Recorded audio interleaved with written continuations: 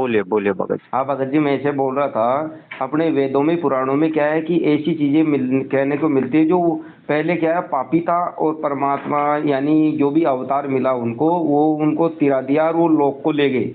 हाँ हाँ जैसे आपने अजामिल की कहानी सुनी होगी।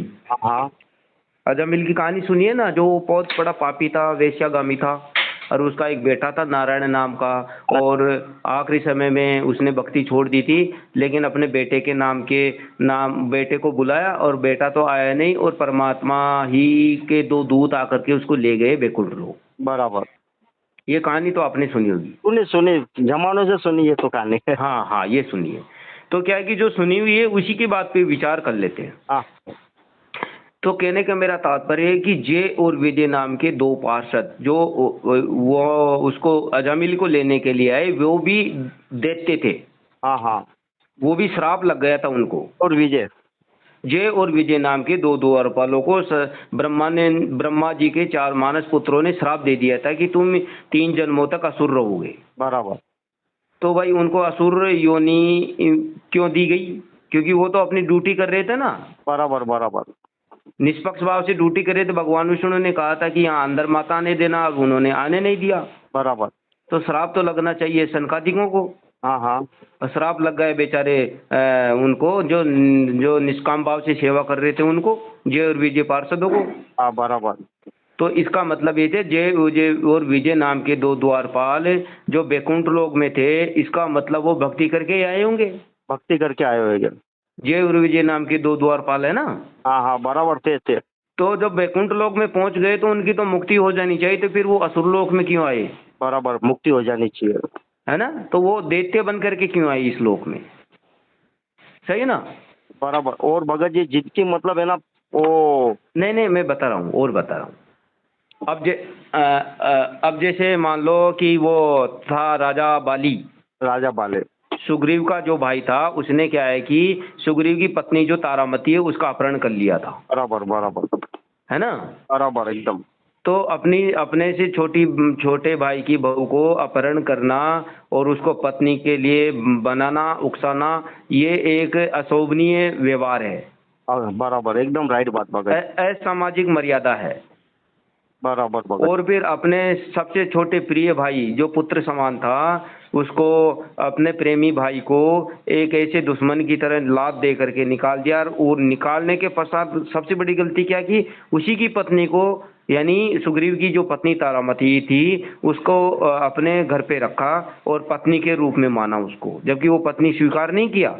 हाँ लेकिन उसने प्रेम निवेदन स्वीकार किया कि मैं सुग्रीव तो कायर है और मैं बड़ा वीर हूँ, तुझे पत्नी बनना पड़ेगा मेरा। बराबर। है ना। बराबर। तो कहने का तात्पर्य ये है कि मेरा मतलब ये है कि उस कहानी के माध्यम से हमें समझ में आ रहा है कि राजा बाली जो था, सुग्रीव का छोटा बड़ा भाई, वो बड़ा आतताई था। बराबर बराबर। रावण से भी बड़ा कुकर्मी था। बराबर भगत जी। रावण, देखो रावण की सीता जी जो थी, रावण की तो कुछ भी नहीं लगती थी। बराबर। फिर भी उसने केवल अपहरण किया, बलात्कार तो कुछ नहीं किया ना। बराबर, नहीं किया नहीं किया। लेकिन फिर भी राजा बाली ने वो अपने से छोटे भाई की बहू को मतलब पत्नी बनाने का भरसक प्रयास किया। बराबर भगत जी। तो ये चीज तो गलत है ना। गलत है गलत है। लेकिन फिर भी भगवान जो विष्णु था, उन्होंने मतलब उसको बैकुंठ लोक का राज्य दे दिया, ऐसा कुछ। हाँ हाँ। मुक्ति नहीं हुई उनकी। क्यों नहीं हुई?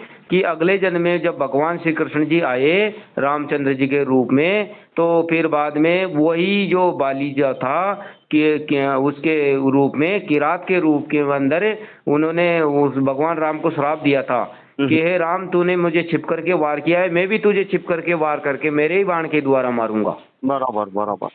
तो मुक्ति हो जाती तो वो द्वापर युग में नहीं आते। द्वापर युग में नहीं आते थे, बेलिया बन के। हाँ, बैलिया बन करके आए ना। हाँ, बेलिया बन के आए और उनको तीर मारी थी। हाँ, तीर मारी तो वो बैलिया बन करके आया राजा बाली। तो भाई मुक्ति हो गई थी तो वह क्यों आया? वो क्यों आया? और कृष्ण जी ने खुद बोला भाई ये तेरी गलती नहीं है, मेरे कर्म की सजा है। हाँ, उन्होंने तो ये बोला है, मैं छुप करके मारा, ये तूने भी यही किया, ये तो मेरे कर्म की सजा है। बराबर बराबर, यही तो बात भगत जी लोगों को समझ में नहीं आ। हाँ, तो आप उस भगत जी को समझाना, पहली बात तो हाँ हाँ ठीक। हर चीज को समझाना है, हर चीज, वेदों के पुराणों के हर ज्ञान को समझाना है। बराबर बराबर वेदों में पुराणों में ऐसी ऐसी कहानियां घटित है, जो बहुत बड़े पापी थे, बिना भक्ति के वैकुंठ लोक को चले गए, राजा मिल। अजम, हाँ बराबर। और हमें संत लोग बोलते हैं कि बिना बिना कर्मों का भुगतान किए हुए परमात्मा तक नहीं पहुंच सकता। नहीं पहुंच सकता, नहीं। तो वेदों में उनकी मुक्ति कैसे हो गई? नहीं हुई, वेदों में तो मुक्ति है ही नहीं ना, वेदों में। हाँ हाँ, नहीं नहीं, बता रहा हूँ ना। और वेदों में मुक्ति होने के पश्चात भी देखो, वैकुंठ लोक में जो चले गए वो भी वापिस आ रहे हैं। वो भी वापस आ रहे हैं। तो वेद पुराण तो ये कह रहे हैं कि भाई वेदों में पुराणों में जिस जिस लोक में जो जो व्यक्ति गया उसकी मुक्ति नहीं हुई है।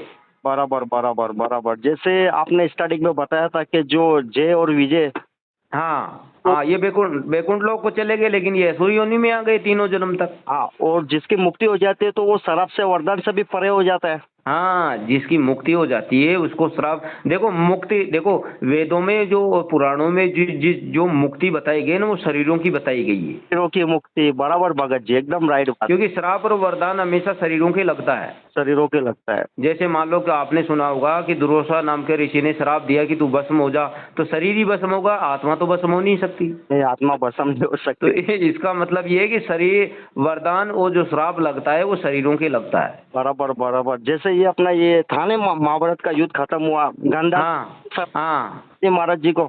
हाँ, कृष्ण जी को श्राप दिया ना गांधारी जी ने।